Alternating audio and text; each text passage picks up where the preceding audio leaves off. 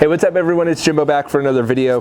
What I want to show you today is the cheapest and easiest way to scrub carpets. Now, steamers, extractors, those are all great, but I wanted to show you a tool. I don't think I've had this on my channel yet. Some other guys have talked about it, but I wanted to show you a tool that I use to scrub carpets, and then a couple of tips and tricks to make it as efficient as possible. So that is this attachment here. This is a stiff bristle brush. I actually use this so often, and I can't believe I never talked about it, but it's up on JIMBOdaily.com. It's on Amazon. There's a ton of them.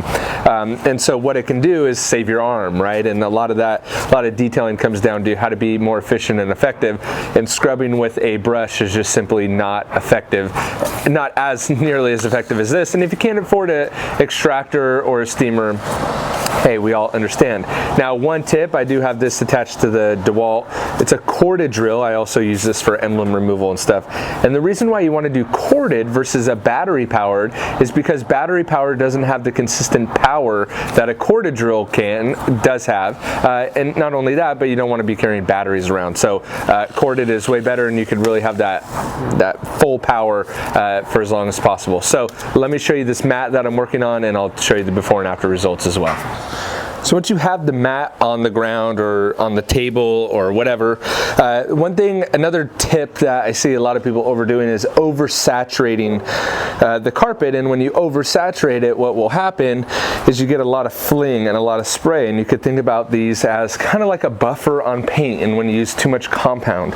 So really, and with interiors in general, my rule of thumb is to work in layers. So the first layer for this would obviously be vacuuming it and getting the loose debris and stuff like that, and then working section by section. So as you can see, I'll just work this section right here, and this is not going to get the carpet perfect in all cases, but what it is going to do is significantly cut down the energy and effort that you're going to need to do it. So, and also let the bristles do the work. You don't need to push real hard, and when you push real hard, I'll show you what will happen.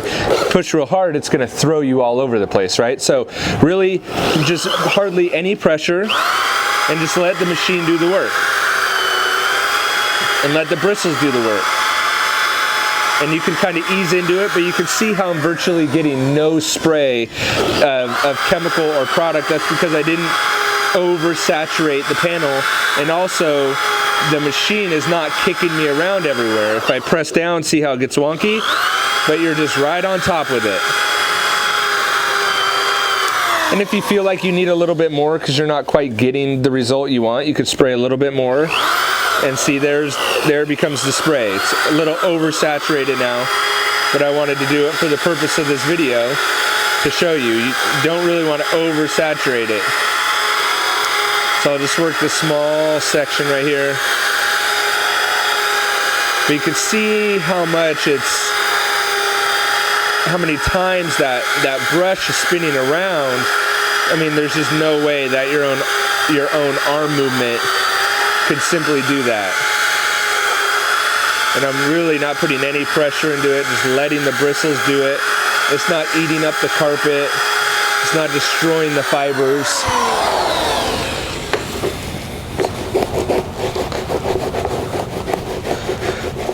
You can see right there, as we begin to get, I mean, that's significantly better, maybe not perfect, but when you compare it to right down here and you compare it to over here, you can see how quickly and how effective that brush could work. Again, you're not going to get a perfect result, but that's pretty dang good right there. So that's a tip I just wanted to show you guys. That's coming out really well on the carpet or on the camera compared to down here.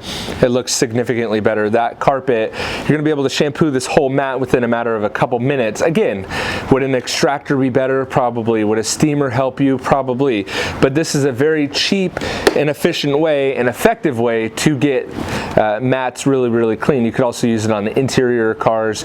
You could use it on seats. I wouldn't suggest it on headliners, and I'll link below for that, but it's a very, very inexpensive option to get interiors a lot cleaner. Hope you guys enjoyed that video.